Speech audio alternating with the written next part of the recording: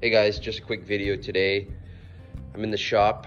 I got a 1x10 spruce board milled from the farm, and I got one of my dad's old tools. It's a Beaver power tool table saw. Just gonna fire it up and I'll show it in action. Here it is set up. I got the guide set to 9 1/8 inch. Here we go.